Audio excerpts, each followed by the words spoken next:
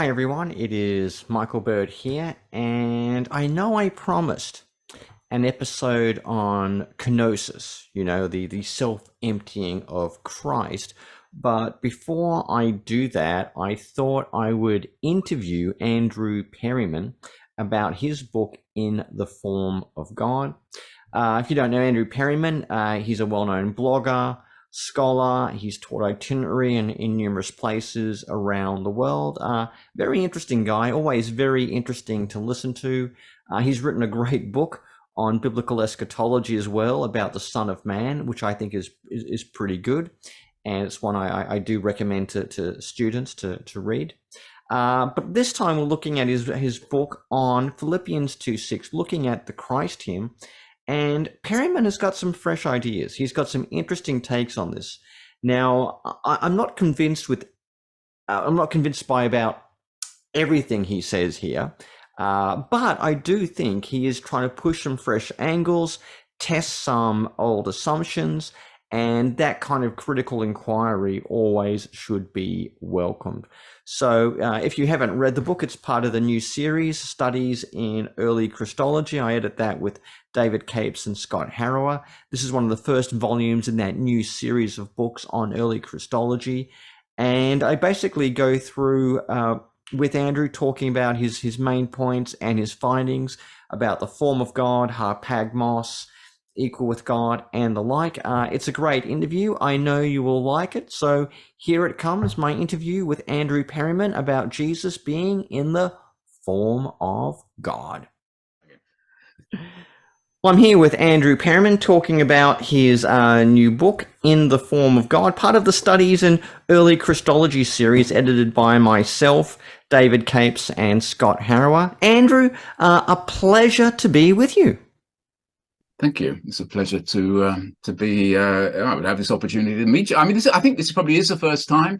You've sort of been there in the background of my thought for decades, or probably. Yeah. Well, I think we've had a chance to chat, so I appreciate that. Yeah. Well, I think we've been lurking around the blogosphere since the early days of the George W. Bush regime in America. So doing us various things. I think we've interacted a few times through blogs and comments, but this is our first digital face-to-face meeting. Yeah, it's probably as good as it's going to get. Good as it's going to get. I've got no plans to go to London, and you've probably got no plans to go to Melbourne. But there we are.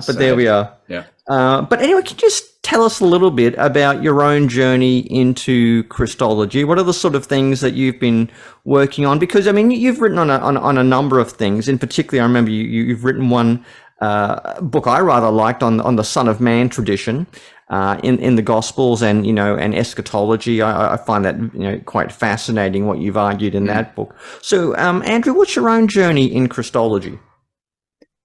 I mean, that's not a question that I've sort of focused on, I guess. How that developed, how this interest emerged. The Son of Man book was about eschatology. So this is about how did Jesus, how did those who followed him, how did they look? What did they see when they looked into the future?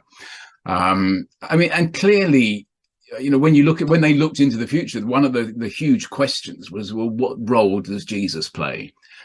So my interest was initially on what type of future, how far are they looking? So it's where does what was going to happen to Jerusalem? I think Jesus very clearly saw a war coming, destruction, and so on.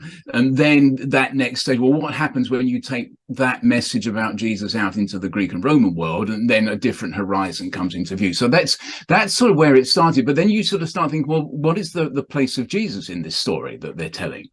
And I neglected that, I think partly because I always felt that Christology was difficult.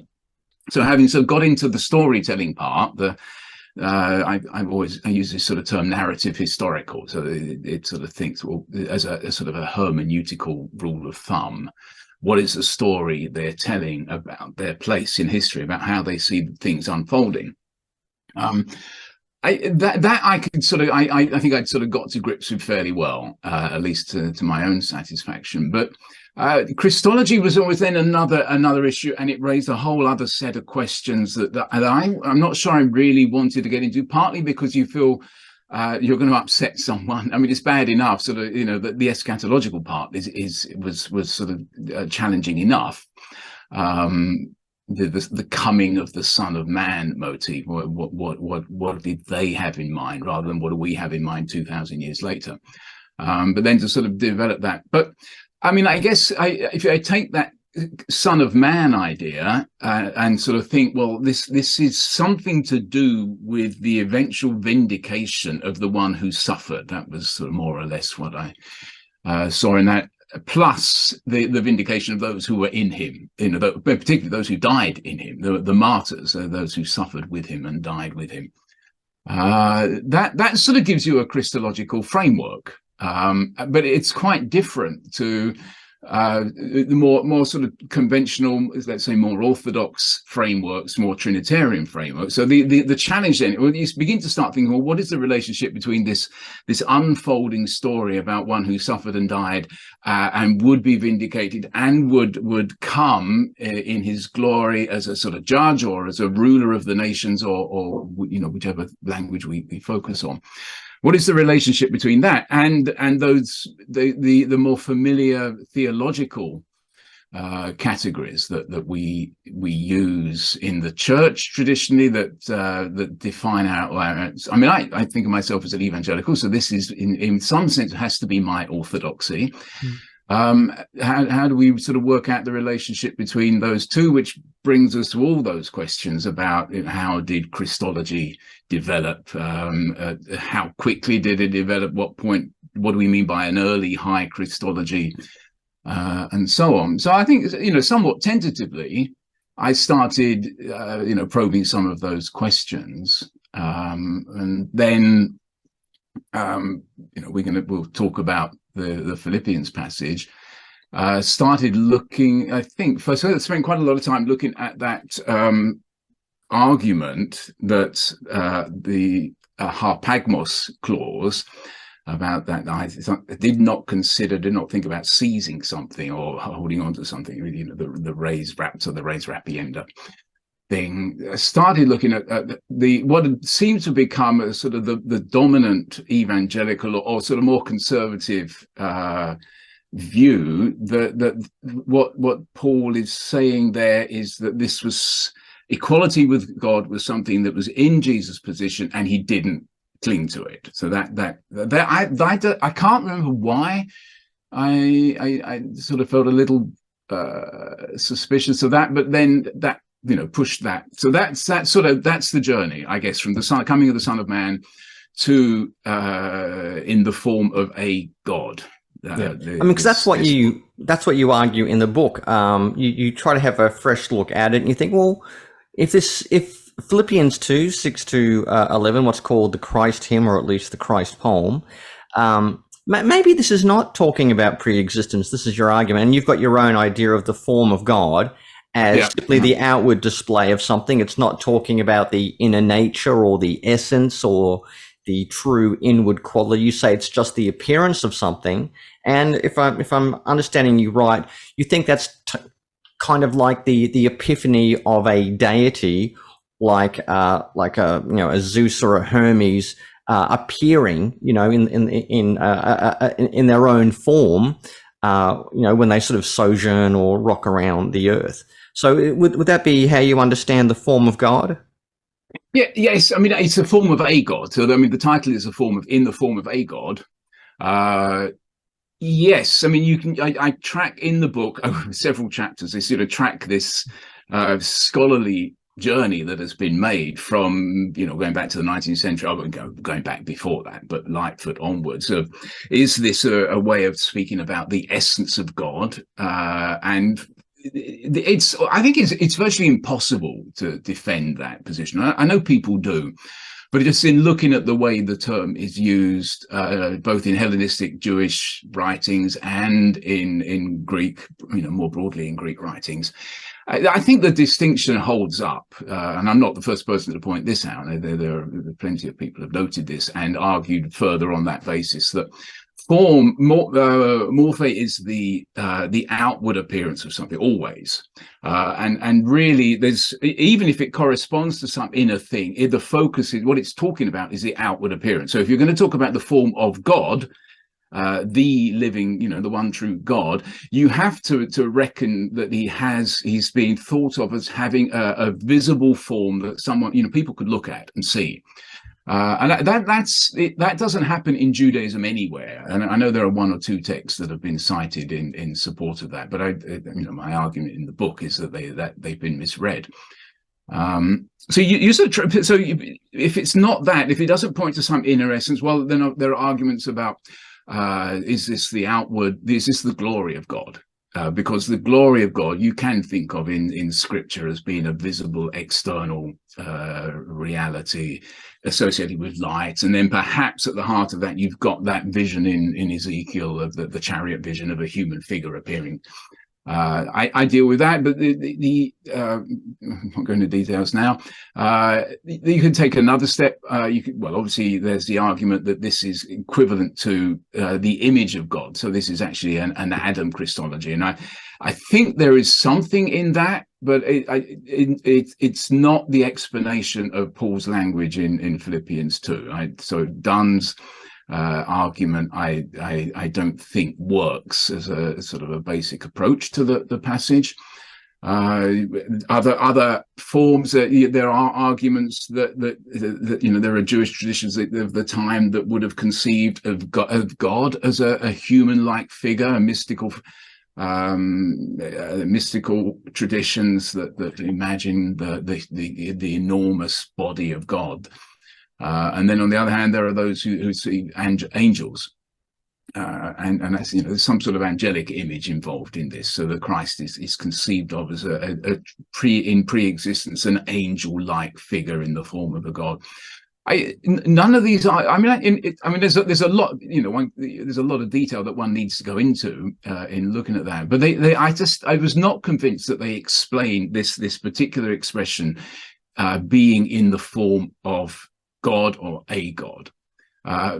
So you then get to probably a small number of scholars who begin to sort of ask, well, actually, this, notice that this language is prevalent in pagan writings. They're talking about the forms of the God all the time. You can understand that there's this in a sort of religious environment where gods are appearing and disappearing and interfering, and you don't quite know whether the person who's turned up next to you is a god or not a god. All these sort of stories are being told all the time. There's a great interest in statuary. People try and create a physical representation of a divine figure. So this is going on all the time. It's a very natural form of a god. What is the form of a god? What does he look like? What does she look like when he or she appears on earth? So that seemed to me to make a lot of sense. This is Paul writing to the Philippians, to a largely post-pagan community. So why would we not imagine that actually they are bringing into play? And I know you agree with this up to to some extent in your recent book. Yeah, I think the emphasis on morphe is the outward appearance of something. I think the outward appearance may reflect what something is. But I'd say I don't think ontology is the main point. I do think, it may reflect something, but it's the outward form of whatever anything is. But the emphasis is on the outwardness. Mike, I was thinking more of the focus that I think what I like about your book is that you bring into play the culture, the religious culture of the pagan world, and that Jesus is being looked at by pagans as well as by Jews as a divine-like, God-like figure. What categories do we have, or did they have, in order to talk about him? So when we get to the being in the form of the God, yes, I think this draws on pagan it's a pagan thought there. But my argument is that the hymn itself reflects a pagan perspective, at least at that point, and perhaps all the way through. This is fundamentally a Jewish argument about Jesus. There's no question that Paul comes at this as a Jew with his convictions about Israel's Messiah and so on. Yep. But I think the encomium, and I think it's an encomium rather than a hymn, is actually comes from a sort of pagan perspective. So this is more how it's Paul picking up on how someone at Philippi, or I argue, I suggest, this is hardly a solid, can't make a solid case for this, but someone like Timothy, who has a Greek background, how he might have sort of started thinking about, when Paul comes along and proclaims an exalted Christ, an exalted Lord, who appeared beforehand, and then we have all the stories about Jesus going around, performing miracles, casting out demons, marvelous teaching, everything else. How would a pagan make sense of that? What language would someone like Timothy, with a sort of half Greek background, people, his circle of friends, how would they have thought about this, and so on? So the point is more that this is not how Paul is constructing his Christology. It's more how it's about the rhetoric of the encomium and where that perspective is coming from, I think. So this is not, if you ask Paul, take him aside and say, look, what are you saying here when you say that Jesus was in the form of a god? I don't think he would try and sort of unpick or explain to you his personal conviction about the ontology of Jesus or something like that. He's picked up on a piece of language that echoes or reflects a fundamentally Greek perspective, and I think you can follow that through. Part of this is sort of listening to how the language resonates in the ancient world. And that's true for the Harpagmos expression, for example. So he did not consider the being equal to God part Harpagmos, something that how do we translate it? Is it something to hold on to that he's already got, or something to grasp that he hasn't got? The passages that are cited by Roy Hoover, a good number of them come from the sort of a romance, Ethiopica. There's a sort of Hellenistic narrative thing going on there, and I think you can pick that up in some of these other texts as well. There's a story being told about Jesus, highly compressed. This is in nuce, because he's simply I suspect he's summarizing something that they would have been familiar with in more developed and expansive terms. But I think there's a story being told here about Jesus that is reflected in the nature of that idiom. And it's pointed out by people sometimes. It would be a vulgar idiom, and people have objected to the argument because they think, well, this is out of keeping with this very high piece of writing about who Jesus is. But I think I'd almost flip that on its head and say, well, maybe this is not such a high, exalted piece of theological writing. Maybe this is a fairly down-to-earth retelling of the story of Jesus from a pagan perspective. Stop me if I'm going on too long. Keep going. Well, I want to hear the story. So my argument about the Harpagmos clause is, and where I think Hoover got this wrong, and he started it. I think he explains it very well, and then sort of abandons his explanation, because he all these passages that he's picked up, and they're later passages which we have to allow for. They come from the centuries afterwards. If he's right in identifying an idiom in all those passages, the thing that is the object of the seizing or the grasping or the hanging on to is not something that was in the possession of the person before that moment. They all talk about a situation, a moment in a story where someone is presented with an opportunity to do something, usually to do something to their own advantage.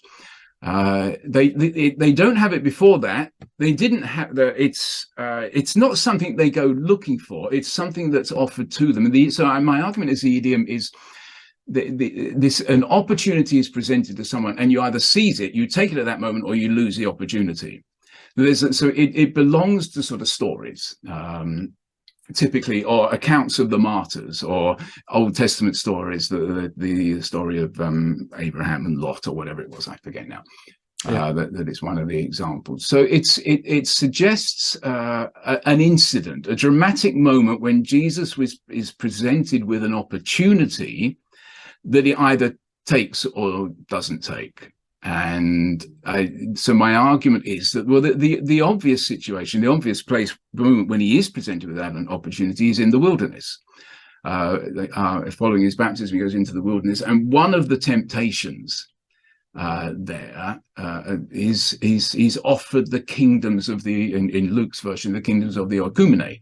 Effectively the kingdoms of the empire, the kingdoms of the Greek and Roman world.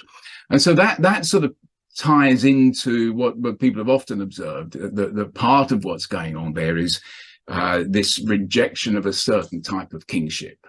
And so I think my argument is that this is in a very compressed way, this is an encomium that remembers in the first place that he turned this person who was in the form of a god. He went around doing extraordinary things, certainly in that first part of his life, which is why I spent a little bit of time looking at the divine man hypothesis and Mark's gospel and so on. He's going around doing extraordinary things, but he instead of sort of exploiting that, you could say, or taking the opportunity that Satan presented to him to directly seize a control of to become a Caesar. So I guess part of the apocalyptic background to this is, and you can sort of track this in Jewish writings or in Revelation almost, perhaps in Paul's in 2 Thessalonians, that Caesar's power over the nations is sort of grounded in something satanic. It's backed up by Satan. Jesus doesn't take that opportunity when it's presented to him. He turns it down and instead empties himself. And there's this marvelous passage in Philo where Philo talks about Moses leading the people out into the wilderness to empty themselves. I don't have it in front of me, of everything that would prevent them from fulfilling their calling as God's people. So it's seen the Exodus going into the wilderness, that whole experience as an emptying of Israel. He uses kenose is the word there. It's exactly the same image, I think. So if we take the argument about the temptation, if this is a story being told about the temptation, Jesus turns down Satan's offer and instead goes out into the wilderness to empty himself of ambition, of factionalism, or whatever it is, which then sort of ties back to Paul's reasons for sort of including this passage in the first place, was that the believers in Corinth wouldn't be motivated by erytheia, by factionalism, by rivalry, and so on. They should also empty themselves of that, as Jesus did. So it helps sort of overcome that sort of peculiar problem that scholars have had, is going back to Caseman or whatever. Is this about Christology, or is this paranesis? And I think that helps us to sort of see exactly why he would have told this story, or picked up on this story, familiar to the Philippians, presumably in some way, in this form, of Jesus. This is how Jesus, or why Jesus, chose to empty himself of sort of false ambition and to pursue God's will. That's not particularly well explained, but it seems to me to give us a much better way of bridging the Christology with the paranesis, with the practical ethical argument that sort of sets the passage up in the first place. Okay, Andrew, so if I can just recap for a moment, there's different understandings of the form of God. Like either it's the pre-existent Christ or Christ as a divine being. But it means the outward display of something. And this is more typical of Greco-Roman language for the appearance of a divine being. And you kind of, you look at the parallels in, I think, in Acts 13 and 14, where Paul and Barnabas are mistaken for Zeus and Hermes. So you think it's, the Paul, or the author of the Encomium Saint Christ, appears on the scene as a divine being. He doesn't snatch after this prerogative of equality, which you think it can be paralleled or is a sort of tacit reference to the temptations of Christ in the wilderness to usurp the authority of kingship or the Caesars for himself. The contrast of that is that he empties himself, he gives himself fully over to God's will, and that does provide something of an ethical paradigm for the Philippians and other believers to follow. Yeah. Okay, that sounds pretty good. Well done. I did have a read. You should have just said that in the first place. I needn't have gone. Oh well, you unpacked it. I'm just trying to recapitulate for people who are listening who want the distilled summary. There's some interesting stuff there because the form of God. A lot of this stuff, it depends against what backdrop are you placing it. Do you place form of God against the backdrop of, Genesis 1? Do you place it against the backdrop of the divine glory, the Shekinah? Do you place it against the backdrop of Greco-Roman religion, the metamorphosis of gods into human beings? So they're divine beings who appear in a human form, but they're kind of a form of divinity as well. And then we've got the debate about Harpagmos, and I think you are right. People have footnoted Hoover's article rather than actually gone back and really scrutinize everything. So people said, oh yes, Hoover solved it all, done and dusted, wash our hands of it, let's just move on. Whereas, as with all scholarship, every generation or so, when something's accepted purely as axiomatic, or when the same footnotes just get recycled and over, it's good to go back and to ask the dare I say the Luciferian question: hath God really said? But that's the nature of critical inquiry. That's the nature of ad fontes, going back to sources. And I'm not sure if 100% with you on Hoover. I definitely think I think Hoover has shown it is an idiom, and it does. I think it does the thing about an opportunity someone's presented with, but whether the thing is gripped onto or grasped after, I do think that's more a matter of context. I don't think the idiom tells you that, and you've got to look at the individual context. In each particular instance. I think it's just, Mike, I don't see anything in the use of the idiom that suggests that would allow us to say that equality with God was something that Jesus had and chose not to exploit. There's none of the examples looks like that. They're all there's some sort of interaction goes on between two or three people, and an opportunity is presented which wasn't there until that moment. So the idiom seems to highlight a certain moment in a story when an opportunity is presented to someone, not something that is already in that person's possession. That seems to me to be. You see, when you look in Hoover's article, he shifts his thinking. The word opportunity drops out of the definition, and then he starts talking about something, and then I think we've sort of lost the actual point of the idiom, because I do think the seizing part, the harpadzane, in this remains relevant. You don't seize at all something that you already have. It's not a word for holding on to something. It's definitely a word that suggests a seizing something. So like trying to plunder. I'm sure it's going to Sorry? Trying to plunder or seize things. Well, it's certainly got that. Yes, that. Yeah. So I doubt that element of the meaning drops out simply because this has become an idiom.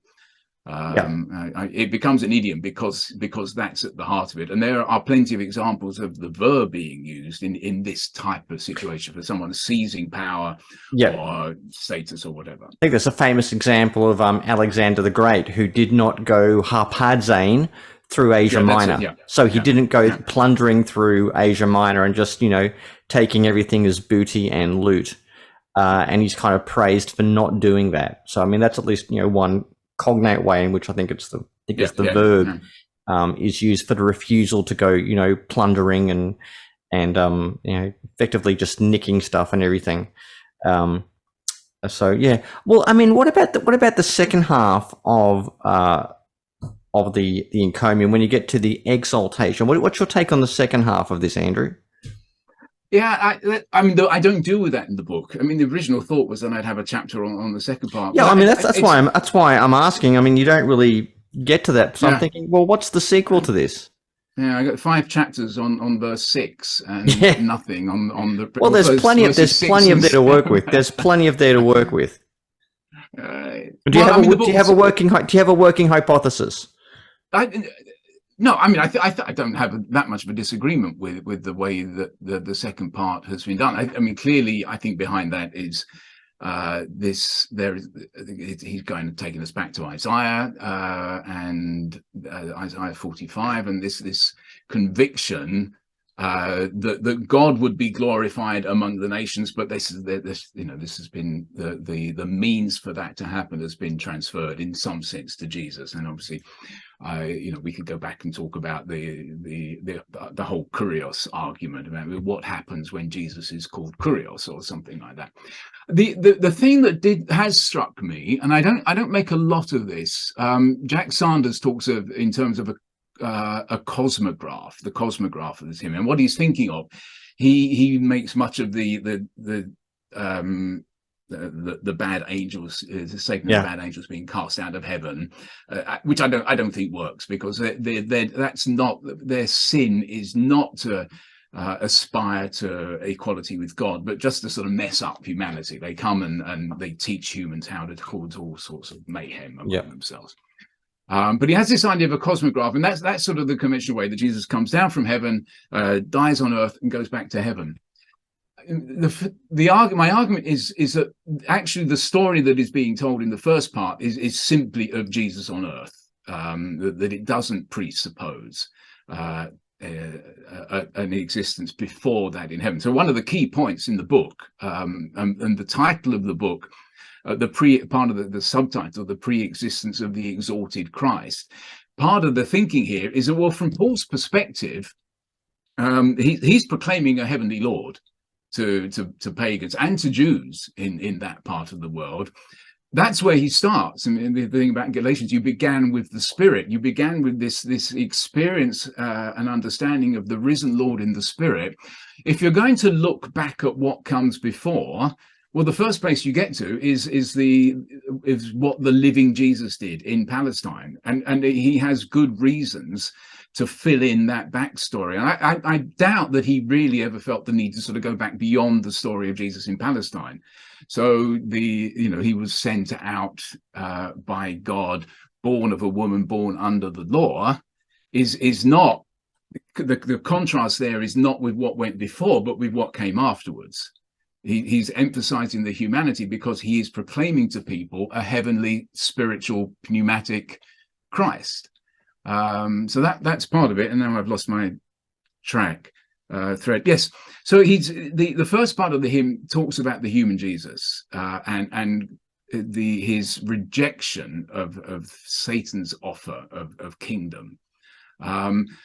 So there's no descent there. And then you think, well, actually, is there an ascent in the other part?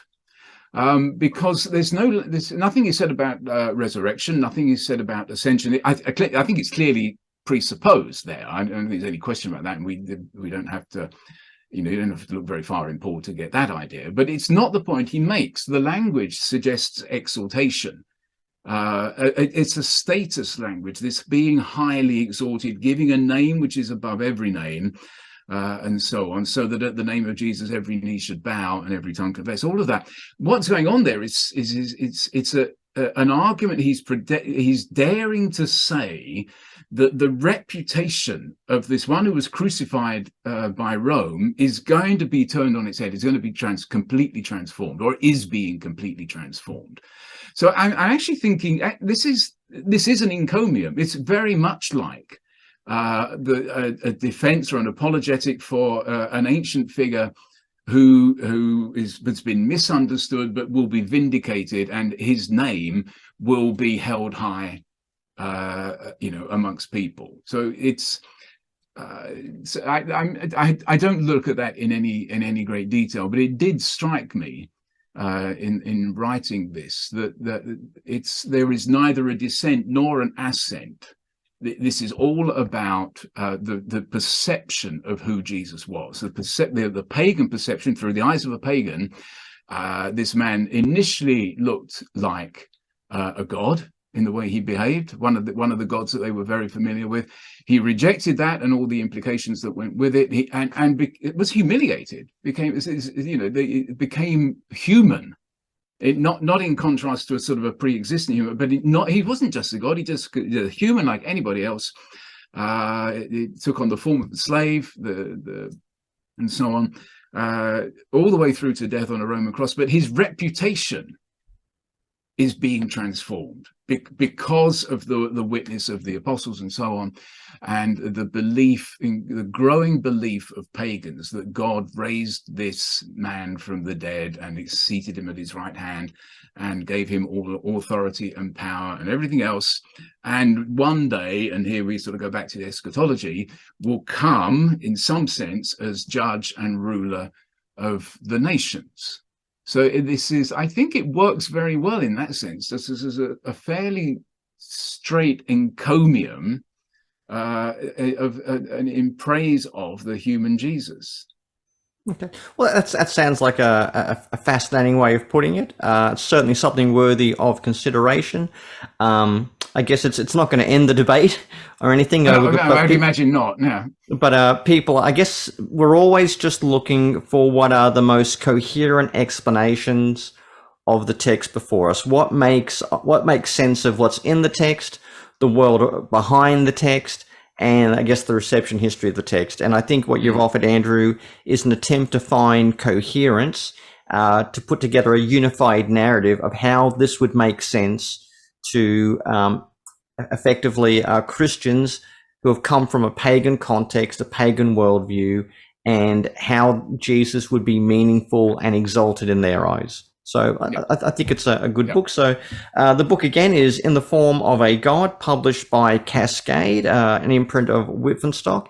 And you can probably find it on Amazon or wherever you get your favorite books on early Christology.